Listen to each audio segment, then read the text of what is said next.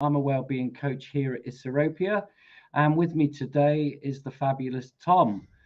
Tom's been working with us for a while, and he's known as the guru in terms of meditation.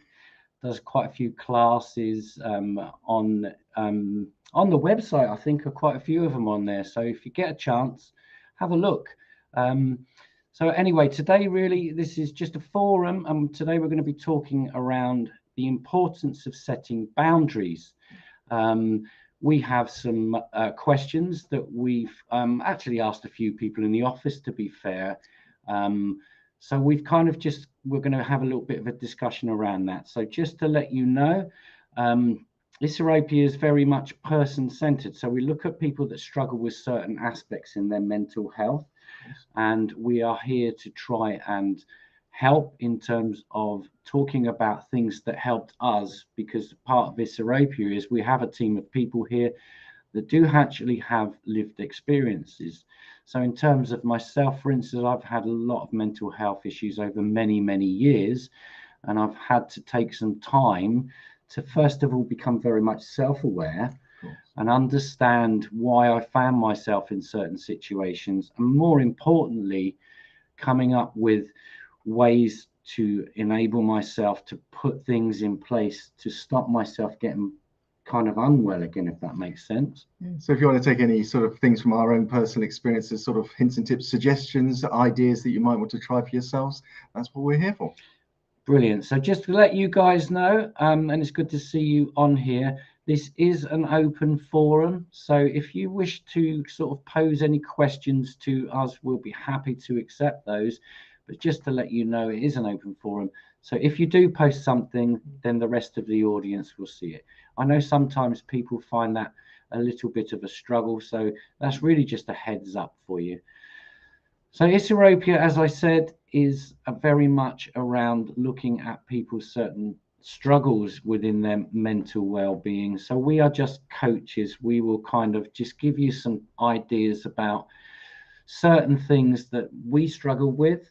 And today we're talking about boundaries, because I don't know about yourself, Tom, but we'll go into a few questions in a minute. I certainly, when I was unwell, found that I didn't have certain boundaries in place. And then I found myself, certainly in certain respects, being taken advantage of at times. Yes, you feel a bit exploited or railroaded if you have no boundaries in place. Yeah. So we're going to go through a few questions that we've kind of looked at.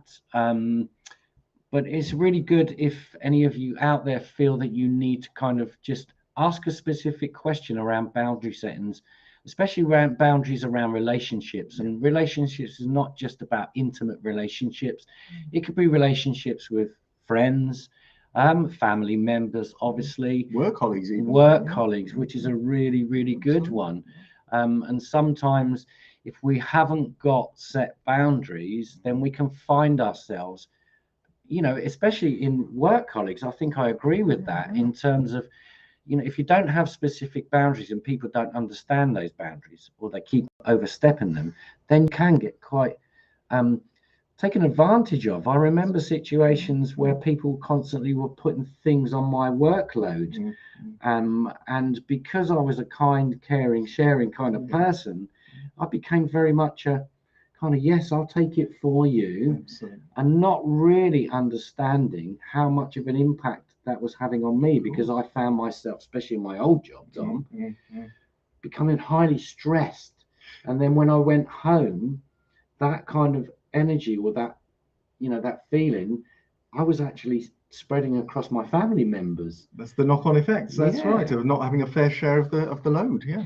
So we're going to just go through a couple of questions here, because today we're going to set a boundary ourselves, aren't we not? We're going to start with a boundary, I think, really. And what would that boundary be, Tom? That would be our time frame. We've got a half an hour slot. We're going to make it what we would call a flexible boundary. If we are talking and we want to run on by 5 minutes, 10 minutes, whatever, that's not too bad. We're going to set a boundary, but it will be a slightly flexible one. Fantastic. So there you go. But again, like Tom said, that this boundary is flexible. We'll talk in a minute about some boundaries do need to be flexible, and some have to be, but some have to be absolutely rigid. So what do we mean by boundaries, Tom? Well, when we're talking about boundaries in regard to relationships, then they're not that dissimilar to physical boundaries you see in the physical world. So my garden, for example, has a boundary. There is, it comes to a limit where there's a hedge, and then there's my neighbour's garden. Yeah. So a boundary is kind of anything where it says to this point, but no further. And that's what we mean by boundaries. So countries have boundaries. And when we talk about other boundaries, when we talk about personal boundaries in our personal life, it's like, I will accept this behaviour, but no further. And it's very similar in that sense. Absolutely. It's almost like that invisible line in the sand, isn't it? Yeah, absolutely. Yeah. Draw that line in the sand, say this far, but no further. Yeah.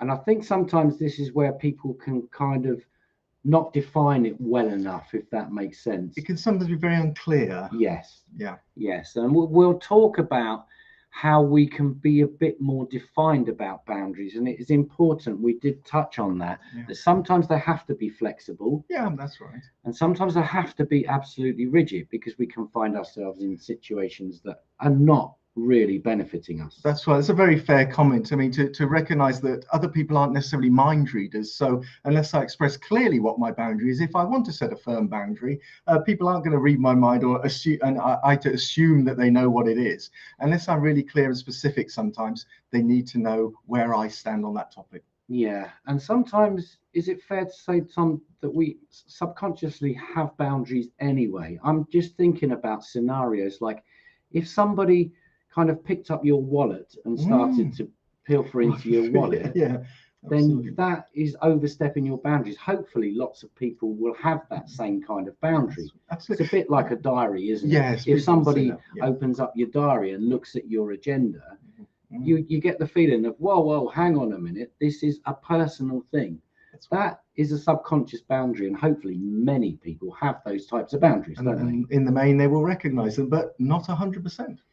And then when we talk about boundaries that can affect us, I agree with exactly what you're saying. Sometimes people need to understand what your boundaries are, because your boundaries could be totally different than mine. Is that fair? I think that's right, because I mean, our boundaries are really there about protecting our well-being. That's why we enforce them. That's why we have them, and we want to set them. But again, because they're intensely personal, what one individual's boundaries are will be quite different to somebody else's boundaries. Somebody might be absolutely fine. I've got a friend who's very happy that her house is open house almost 24/7, and she loves it when people are just popping around and whatnot, whereas I'm quite different. I like to know if somebody's going to pop around and kind of roughly how long they're going to stay and what they're going to be bringing and that sort of thing. So I like to keep my front door as a kind of like a boundary like that. Whereas with other people, they're more than happy to say, oh, just let yourself in and whatnot. Whereas I'd like to come to the door and see who it is first. So, people are different. Absolutely. And I've had that experience myself, where even in my relationship, it was my boundaries were different than my partner's boundaries, because she was very much the same, very much open house. Whereas I was a bit more, I would like people to invite before they come around. And that in itself, Tom, thinking about my experiences, created issues in terms because of there's a mismatch. There was a mismatch in boundaries. This is why it's important that people need to recognize the importance of boundaries, because in hindsight, I've done a lot of work around it, as you have as well, is that found that boundary was completely different, but maybe she didn't understand my boundary and I didn't understand hers. In hindsight, if we'd have discussed that and come to a compromise, we could have come up with a scenario where say, I'll tell you what, Mondays we'll have an open house and you're very welcome to have it as an open house. But on a Tuesday evening, my boundaries need to be defined and you need to follow my boundaries. And that is, happy to invite people, but they need to inform me first. You're absolutely spot on with that. The thing about discussing boundaries with other people is it is all about communication. Absolutely. And communicating our needs and our perspectives in a clear and defined way. So that's really quite, just very quick, brief overview of why do we, what do we mean by boundaries? In terms of boundary setting, it is important in a lot of respects. So why do we need them? I think we've kind of covered that in some kind of loose sense. But yes, it is really, because without boundaries, it really leaves the opportunity open for people to potentially take advantage of us, or crash through some of our boundaries almost without knowing it, Yes. subconsciously. Or the worst case scenario is sometimes we start to feel like a doormat. We do feel like people are walking all over us. And like you're saying, in the workplace type scenario where, the slopey shoulders and all the work ends up on you. And it's kind of like, hang on a minute, how did this happen? And it's possibly because I didn't have clear and defined boundaries in place. So worst case scenario, we feel like a doormat. But sometimes when we say, the trouble is people walk all over me, they treat me like a doormat, and we get into that place. And part of it is kind of like, yes, that's because Tom has kind of allowed that situation to evolve. So there's a bit where I need to take responsibility for looking at it and saying, I don't like this. I'm not comfortable with this. In fact, it's affecting me. It's my well-being. So actually, I do need to address that. So if I've forgotten to put healthy boundaries in place, I need to establish healthy boundaries later.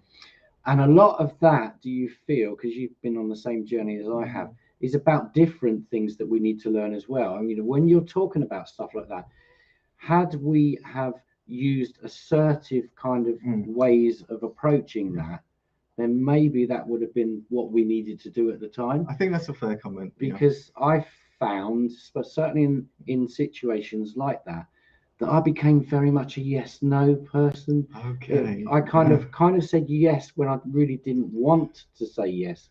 And for me, people said the problem with you, Tom, is you're such a people pleaser, and that was the expression that they used to me. People pleaser. It was always say yes first, and then work out whether it was right for me later. And of course, that just get into the same trap every time. It's like, oh, now that I've said yes already, I'm going to actually have to go through with it. But I shouldn't have actually said yes at the first. I could have either said, no, that's not right for me, and that's one way of putting it, or the other one is, I might need a bit of time to think about it. Can I get back to you tomorrow? And that's okay. That's a fair comment. That's a good way. You can do it in that way, which is still polite and courteous to people. It's not like you're being rude or offensive, but you're just saying it in a way that makes sense to you. See, it's quite interesting. Hiya, Sarah. It's really good to see you again. But she's said very much the same. I'm the same, Liam. I'm very much a people pleaser. And, for people that struggle with boundary setting, that's exactly what happens. I was a people pleaser for quite a period of time. To be perfectly honest, I'm still a kind of people pleaser, but I'm kind of on my own terms, if that makes sense. Okay. I like to kind of be the person that I want to be, kind, care, sharing, but I'm not in a position now to let that impact on my well-being. Of course, that makes sense. I think that's right. I'd like to be a good team player in the workplace. And things like being a team player is great. But if it's going to mean that I'm doing lots of extra hours for free, and that's not working for me because that's impinging on the rest of my life, your work-life balance, then it's gone too far. So I've taken it to an extent where it's actually impinged on my well-being. So in respects of that, boundary setting is important. I would kind of look back. I don't know if you do, now that I've kind of worked my way through my mental health issues, I look back and I look at, if I'd had a boundary in place, would that have had as much impact on my mental health than it did at the time? So it's a really good question, isn't it? It is often with hindsight. Yes, you're right. I can think of one scenario where there was a very dear friend of mine that I'd known for many years. We knew each other from primary school age. She's still one of my very best friends in the world. She was having terrible troubles with her relationship, and she would phone me for just to offload, but she would take up a phenomenal amount of time. We're talking about every day and several hours of phone calls. These phone calls would last for a long time. And I was in another relationship with somebody at the time, and this phone would ring, and my partner would turn to me and go, oh, well, I'll see you in a couple of hours. And I could see the trying to support my friend was impinging on my personal meaningful relationship at the time, and it was having an impact on that. And it's because I wasn't setting any boundaries. But I had to learn with my friend that the moment she phoned, if I could say, I've got an hour for you, and if I could set the boundaries up early, and I can sometimes do that in the workplace as well, which is sometimes it'd be quicker than that, but it's like set that boundary up. I've learned that skill, which is I can give you 5 minutes, but I've really got to then go. So it's 5 minutes max. And if people say that's not enough time, I say, can we do it tomorrow or something like that? And we renegotiate. But it's actually learning that skill. I really learned that skill in that situation, which is sometimes I need to put the boundary up first and say, look, and I won't give a name, but look, X, I can give you an hour, and then that's going to be it. And then stick to it. And when you learnt that skill, did you find that you got benefit from that? Did that person or that kind of person that you were dealing with absolutely accept that you had a boundary? She did eventually. I think it was difficult because I wasn't like that before. And this, who is this new Tom? You know, what's Tom doing now? We've never had this before. And for some people, it can be very uncomfortable for them when you try and set boundaries for the first time because it's new and different, and they're not used to it. And that can take a period of adjustment. Yes. You know, on their part. And again, I was practicing a new skill, so it's taken an adjustment on my part as well. But what it set me in good stead is I can do it in other situations. I had another friend who used to use language that I was really uncomfortable with. It was kind of old-fashioned language, and it was the kind of language that some people might find offensive. I'm not sure she was trying to be offensive, but I said, when you use those words, I'm really, really uncomfortable. I don't want you using that kind of language around me anymore. And that felt kind of difficult and uncomfortable to say, even to a friend. But actually, she's never, I don't know whether she does it outside of my hearing, but she never does it in my hearing anymore. So it taught me a life skill that actually was really useful in other perspectives. That's so interesting in, you know, again, looking back on things that have happened to me. If I'd have done that, going back to the question, was if I'd have done that at that time, I don't think that I would have had as many kind of issues and concerns, especially with my relationship. That relates to the current question. Well, there you go, saying, what happens if we have no defined boundary? Exactly that. Exactly what happened, So we're going to carry on with the next question. And obviously, Tom set a boundary earlier, so we are kind of, we've got half an hour, so I'd love to try and get through some of the questions that, you know, that we've set or we've had posed to us. So I think you're pretty clear, or we're pretty clear in the fact that boundaries are a really important part. It is. It's about me valuing myself. There's an element of valuing myself. If I have clear boundaries and I stick to them, it's I valuing myself as a human being. It's also about my own self-care. It's part of my self-care in life. I am looking after my own well-being by having boundaries in place, not being railroaded, not being bounced into things I'm not comfortable with or not happy with, or go against my own moral code. Some of the worst things when people trample on your boundaries, where we really feel aggrieved by it, can sometimes be the fact that the person has actually trampled on our own moral code, and that can be very difficult for us to cope with. Which is quite interesting what you're talking about, because I got a question here, which I found quite interesting. And Tom, it'd be love to get a little bit of a spin on you. What if somebody keeps overstepping your boundaries? And again, not everybody will take it first time and take it on board and run with it. Some people will kind of push those boundaries. Now that behavior we kind of associate more with being toddlers. Toddlers will do that very naturally. When the terrible twos, the 2s and 3-year-olds will always do that, and they'll do it to their parents and their caregivers, and they'll keep pushing that boundary just to see how much they can get away with. Now, some people carry on with that kind of behavior later in life, and we may meet people who are operating kind of on that level, and they'll continually push that boundary just to see how much they get away with, just to see how much. The thing about that is, if we're really clear that that's a boundary, it's an absolute boundary for us. We don't want it crossed. We do need to reaffirm it again and again, and it's being consistent. The moment we start wobbling on a boundary that we want to keep firm, people will push it. People push it just a bit more, or just 5 more minutes, or just, you know, or just another tenner, please, Tom. Can you just lend me one more, one more loan, you know? And they'll push that boundary. The way to deal with that is to be rigid, almost like a broken record, if you like. And it's kind of like, no, I did say, until you pay me back the 150 quid you already owe me, there will be no more loans. And that's a firm boundary. So in terms of stuff like that, is it fair to say sometimes if somebody keeps overstepping your boundaries, they need to understand there's going to be a consequence as a result? Sometimes you may need to be putting in kind of consequences like that. It's worth going. First one is be firm and consistent. Second, you may need to have consequences.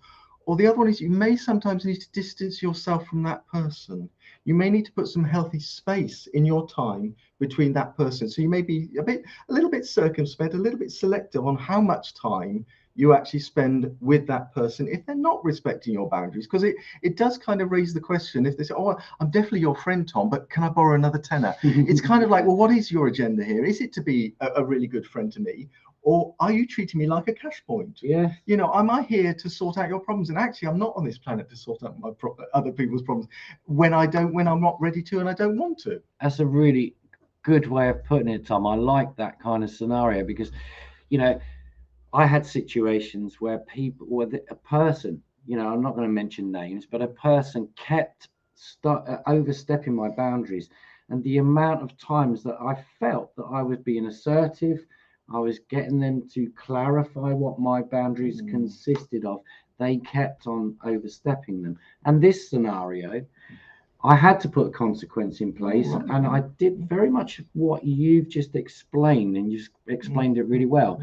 Is the consequence was that I stopped liaising with that person, and that was the only way, because boundary setting, especially when you start talking about your core beliefs and things like that, it is really important, when we said a little bit earlier, that boundary remained rigid. And if anybody kind of overstepped that, there was no compromise around making that a bit more flexible. That's right. So the only consequence that I had in that situation was I had to distance myself away from it.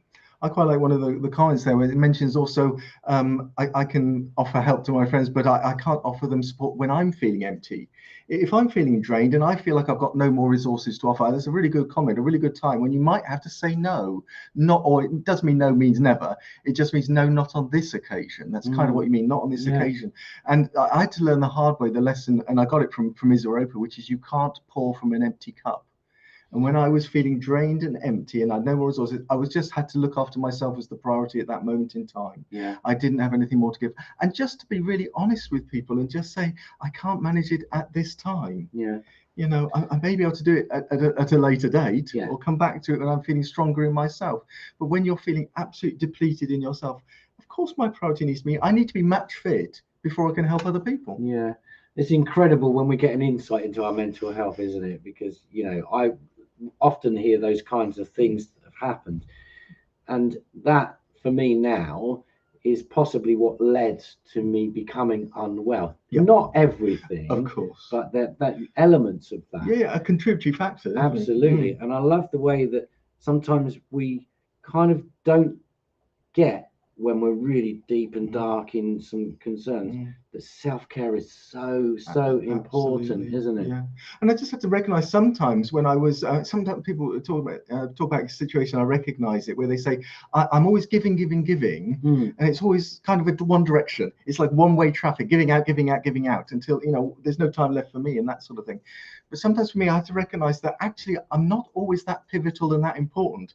Sometimes when I've said no to people and I felt really bad about it at the time, said, no, I can't manage that because it's, there's just not the resources there to do it. They've gone and just found someone else.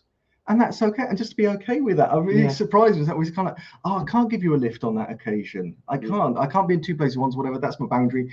I can't rush around like a blue ass, as you know, and do that. It's going to have to be a no on this occasion. Set that boundary. And only to finally go, oh, it's all right, I found a lift for someone else. And it's kind of like realizing I'm not always that pivotal, and recognizing that sometimes people do have to take responsibility for their needs as well and find an alternative if it can't always be Tom all the time. Did you find, Tom, when you were going through this process for yourself, it built other skills in yourself? I'll tell you why I'm asking that question, is I felt that by actually boundary setting, a lot of people actually respected that, for one, and my inner dialogue was really kind of, if I do something, they're going to disrespect me or whatever, and that wasn't true. And then after a period of time, I started to see differences. I was a lot more confident in terms of setting boundaries and talking to people about my boundaries. My self-esteem changed quite a bit as a direct result of that. And I found it was something I had to practice. As one of those people, it doesn't come naturally to. I had to practice it like a new skill, like learning a musical instrument or something. I had to practice till I got better at it. But I was quite happy the way that I worried about setting boundaries because I thought people wouldn't like me. And that was one of my biggest fears. I agree with that. If I was to say no to someone or say I can't on this occasion or anything like that, oh my God, they're not going to like me. And I had this terrible dread inside me. And actually, I realized that the important people in my life that really like me anyway, like me, whether I can say yes or no, or whether I'm setting a boundary or not setting a boundary, they like me anyway. Those are the people who are really worth having. Those are my dearest, closest friends and whatnot. The people I have to set boundaries with that I'm worried aren't going to like me, it might be because I'm not suiting their agenda. And that's what's actually really going on there. And it's not about, me actually living my whole life by compromising, by trying to sort everybody else's agendas out, because that's their stuff. That comes under the category of their stuff. I need to make sure my well-being is in a good state before I'm in a really strong position to be able to help people as and when I choose. And do you find setting boundaries now more comfortable to do? Again, for me, it came with practice. Yeah. It's more natural once I've done it more often, and when I've seen really good results from setting healthy boundaries, in still in a polite and courteous, respectful way. Yeah. But when I've seen positives them come from them, I think, oh, actually, why wasn't I doing this years ago? Well, I'm just one of those people it didn't come naturally to. I naturally wanted to slip into people pleasing and being a bit of a walkover and all that stuff. But having seen that the fact it's got benefits for things like my self-esteem, my self-worth, and things like that, having seen it's got good knock-on effects, it's something I would keep. It's now I've got that skill, I don't want to lose it. Yeah, I agree. In terms of that, I find myself much more able and to put a boundary in place because of all the other things that happened as a result of me doing that kind of stuff. Is people kind of respect, they know where that line is now, whereas previous to that they possibly didn't. I'm thinking about my work now. We quite often as a team we say, hang on a minute, Neil, you're overstepping my boundaries a bit. And I go, oh, yeah, I understand that there is a boundary. Might not be my boundary, but it might be yours, Tom. So I kind of think, oh, I need to respect that. But then the same applies, people, if you actually inform them that that's my fine line, you tend to find that people will either come to some kind of compromise. Yes, there's some sort of compromise to be found. Yeah. A win-win. A win-win. And that's where, right from when we started, about some boundaries have to be rigid. Yes. And some have to be flexible. And then I found that out in terms of, when I said compromise, because in certain situations, a specific defined rigid boundary can have an adverse effect, can't it? It can sometimes be I'm being unreasonable. I could have a really rigid boundary and actually be unreasonable in taking that position and sticking to it, rather than being open-minded enough to at least look at that issue first. Yes.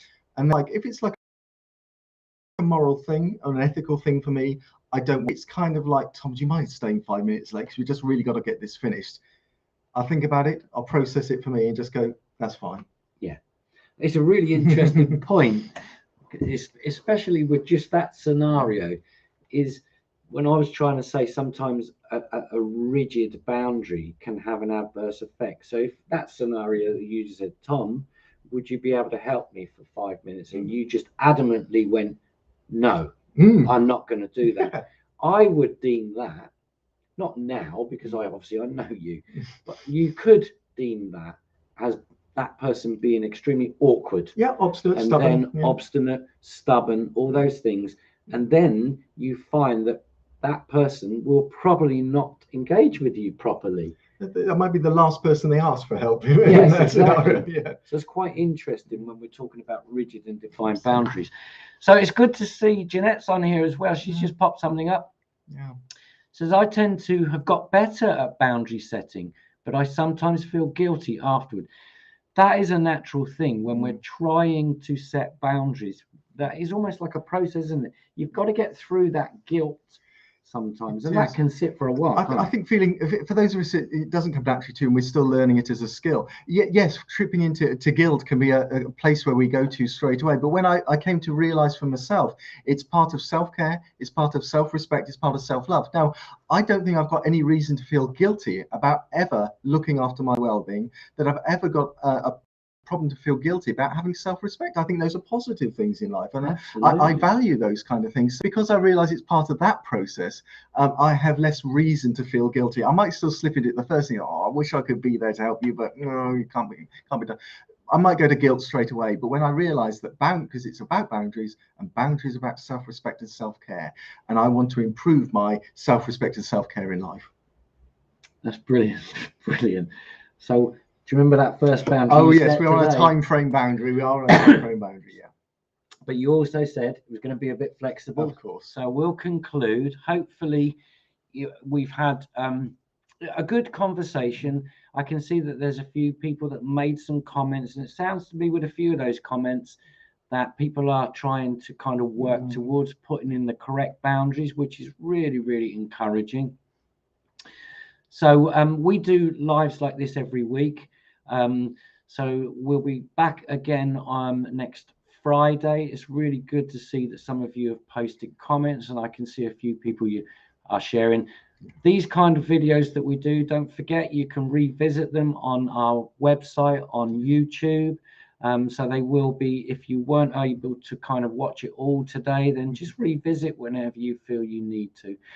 And on that note, it's been a pleasure, Tom. It's been great working with you today. It's been great. And we'll see you guys later. Bye for now.